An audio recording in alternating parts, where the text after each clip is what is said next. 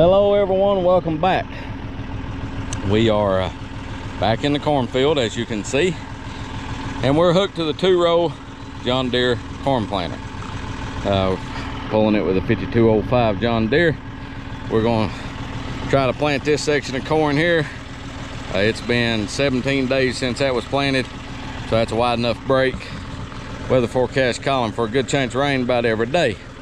But I've done videos on this before, but I've had requests for it again. So I'm going to talk a little bit about setting this corn planter up. As with any piece of equipment, you need to get it, before you do anything, is get it the 3-point hitch, your top link, your 2 lift arms properly attached to the tractor. Now, on this planter, what I want to do is run it straight behind the tractor. It is crucial on this planter that this thing is running straight behind the tractor, because if it's setting off to this side or off to this side, what it'll do is cause the planter to move in this direction and skate. Now, the friction will pull it back somewhat true, but if you got every bit of slope or whatever, it will skate. And when it does that, it doesn't open properly. Your openers don't open properly. Your gauge wheels slide, and of course your covering wheels slide too. So I get it centered. This tractor has the chain stabilizers, and I tighten them up pretty tight. Once I get that done, I want to level it from left to right, this direction, okay? Your x-axis, if you will. So I want to level it here, and just to make sure both sides are running proper depth and all that good stuff. And then I want it level in the working position, front to back, pretty much. So if you set your planter up right, it'll plant much better. Now I always empty my boxes before when I get done. So when I get ready to go back to the field, I always turn my drive wheel to load my meters. Now I've seen the seed pop out both sides, so they're loaded, and that's to make sure that they're engaged. So that's a very, very brief setup on it. And then when I run it, I want it adjusted to where all the way down it's just floating. So that's what we're after. Now, something about the planter itself. Here's where you set on this particular model. Here's where you set your depth. What that does is allow these gauge wheels to go deep, up higher, or hold them down lower. See both of them, and I've got it set at about 2 inches. This right here is where you adjust the down pressure on your covering wheels, okay? And I've got it on the 2nd notch, which is pretty tight, and in this sand we may not need it. We'll pull it a little ways and see what it looks like, which is always a good idea. Go a little ways, stop, and I'm gonna run about 3.5, 4 miles an hour. So let's get started.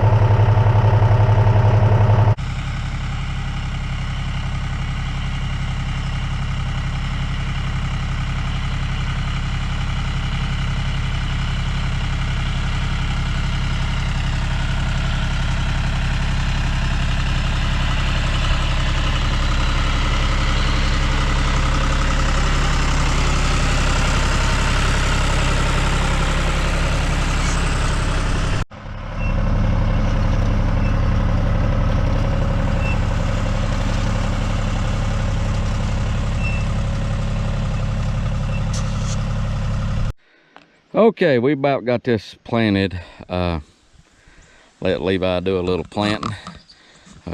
Some of the footage there you can see. Somebody asked me the other day about row markers on this unit, and there is no row markers. There is no row markers. These are the stands for the planter. But the way I do that, and what I had to do is just measure. We're planting on 30 inches here. So if I run my front tire, see the track right here is the edge of the track of the previous pass. And if I run my front tire just about 1 inch to 2 inches over, that'll get me right where I need to be. And you know, we can step it off 2.5 steps, 2.5 steps. So that gets me right where I need to be. And that's the way I do that. Right here on the edge, you can see I've laid out a spray road right here, and then I put my edge road right here. And there's a narrow strip right here. I'll plant a single row, and the way I do that is I'll just cut that unit over there off, and I disengage the drive. I just disengage the drive right here. When I get up there to where it's needs to start planting, I'll just flip it over there and we'll go back to doing it. So that's the way that do that. If the next clip here, I'll show that tire running in that track, and it's not exact. You're gonna weave and wobble a little bit just like you would with a row marker. So here we go. Let's get this little, you can see it's kind of a triangle, so it'll take me a little while to plant this. So let's get this done.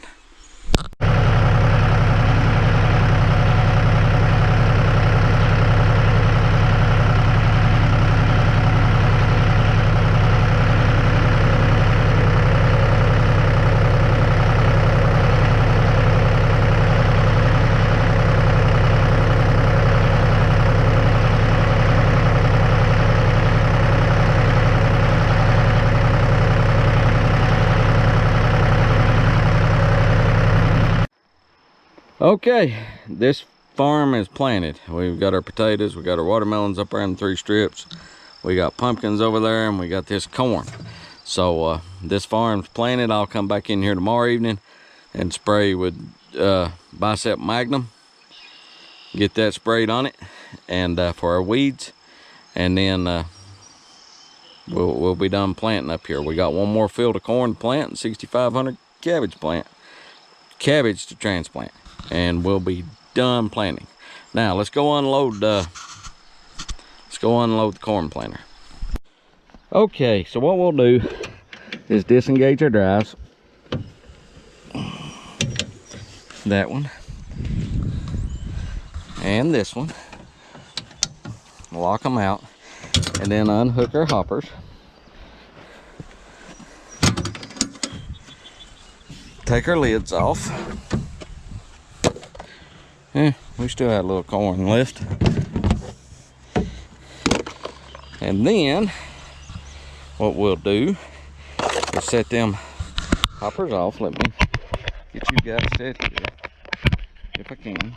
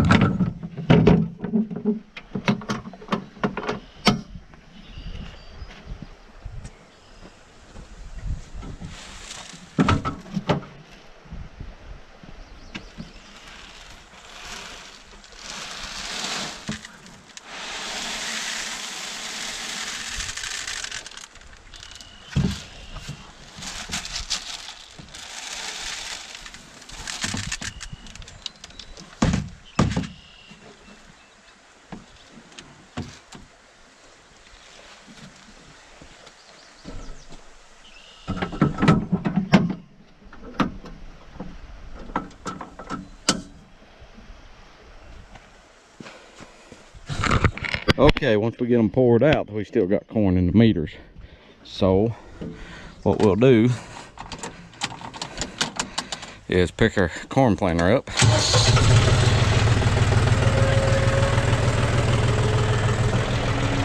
Put our bucket underneath one side. Engage our drive. And we'll turn our wheel and spit what seeds in the meter out.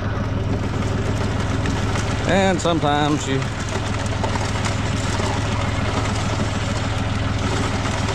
we'll get most of it poured out, and sometimes you'll. All right, that side's empty. We'll set our bucket over here. Gauge this meter. Clean that one out. The reason I want to leave them in the meters is moisture, they may swell up, cause us a problem. And then I'll just take my bucket and pour it back in the sack.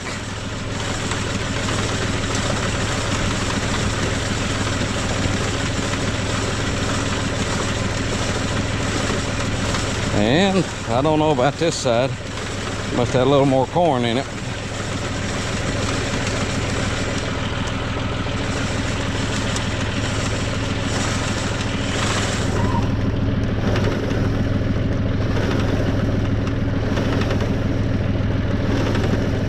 I didn't do as good a job pouring that now.